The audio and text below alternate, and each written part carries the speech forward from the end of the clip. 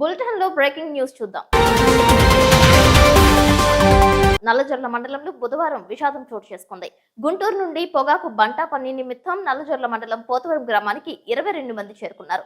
ఈ క్రమంలో వారి పిల్లలు సమీపంలో ఉన్న గుర్తు తెలియని చెట్ల నుండి కాయలు కోసుకుని తినడంతో కొంతమంది పిల్లలు అస్వస్థకు గురయ్యారు. దీంతో వీరిని జంగారెడ్డిగూడెం ప్రభుత్వ ఆసుపత్రికి చికిత్స నిమిత్తం తరలించారు. వీరిలో 6 చిన్నారులను మెరుగైన చికిత్స నిమిత్తం ఏలూరు తరలించారు. వీరంతా గుంటూరు జిల్లా పిడుగురాళ్లకు చెందిన వారిగా సమాచారం. మేపాల రకానికి చెందిన కాయలు సేవించడంతో చిన్నారులు అస్వస్థకు గురయ్యారని మీడియాకు తెలిపారు. బంట పనుల కోసం మెట్ట ఏజెన్సీ ప్రాంతాల్లో పనులు చేయడానికి కుటుంబ సమేతంగా కూలీలు తరలి వస్తుంటారు. ఈ క్రమంలో బంట పనుల కోసం వచ్చిన కుటుంబాలకు చెందిన చిన్నారులుగా తెలియజేశారు.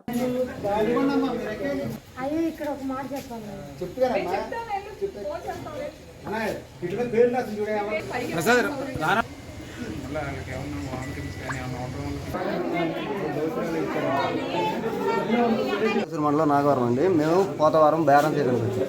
అయితే కట్టుబడికి వెళ్ళిన సమయంలో పిల్లలు కాయలు తిన్నారు.